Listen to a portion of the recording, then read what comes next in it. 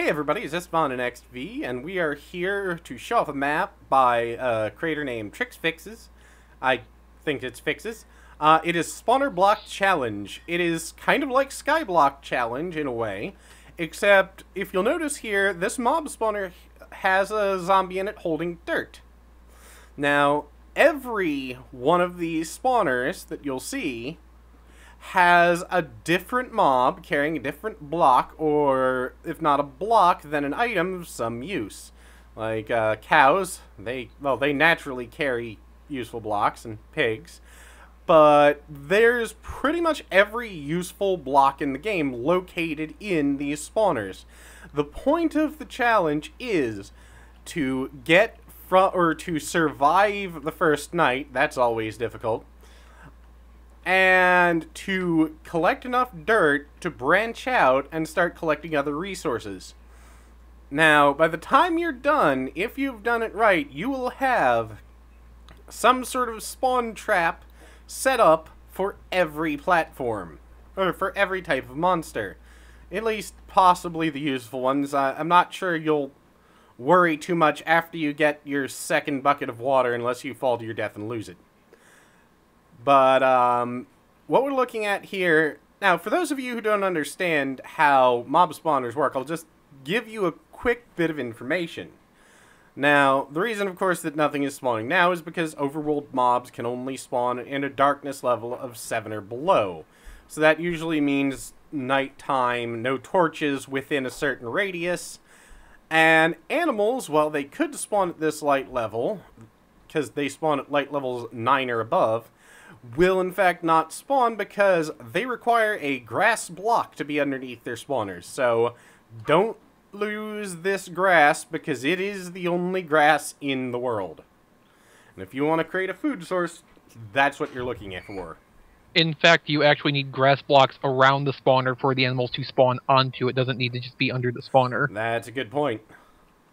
Now, a mob will spawn within an 8 by 8 by 2 range, meaning the mob can spawn 8 blocks from side to side. That's not 8 blocks out from one side. That means 4 in this direction, 4 in this direction, or 4 in this direction and 4 in this direction, but it will only spawn up to 2, or it will always spawn with its legs within 1 block of the spawner. So what that means is, for an ideal, if you're building a spawn trap, you want the roof to be about here. It doesn't need to be any higher, it doesn't need to be particularly low, because once you have this radius, this is what a mob can spawn within, vertically. Well, actually, no, I take that back. This is the radius a mob will spawn within. And this is just a little bit of a hint for anyone who's looking.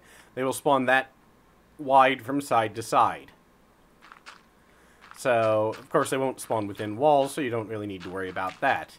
Now, as I mentioned, there's pretty much every resource you could look for in this world, aside from pigs and... Oh, what do these have? I think they have pumpkin seeds or melon seeds.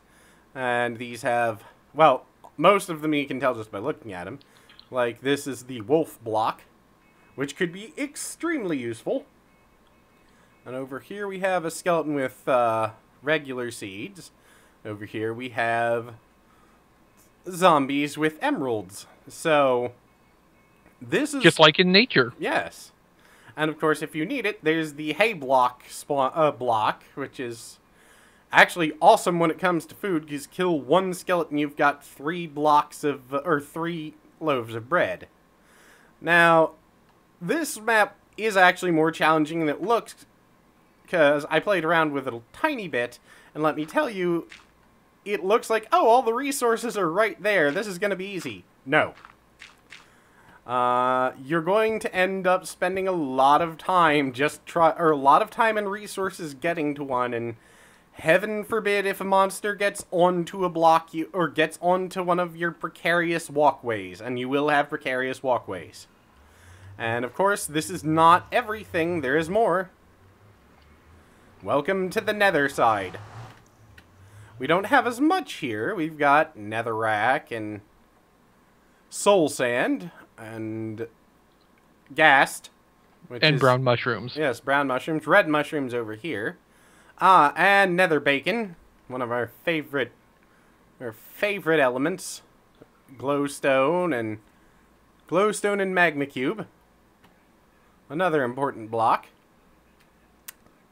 And just zombie pigmen, I guess? Yeah, it just looks like zombie pigmen.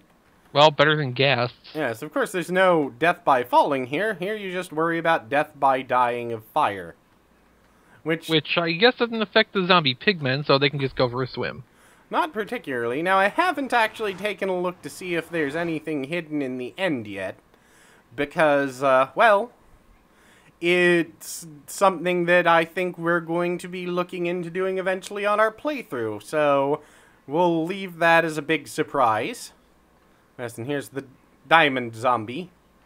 And some of them actually have armor to make them a better challenge, which is actually a very nice idea. But, yeah.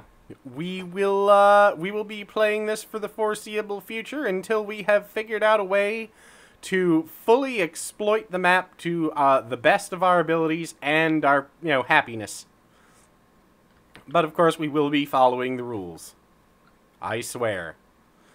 Well, the real rules are simply no spawning things in, and I think that's it. That, and of course, try to survive.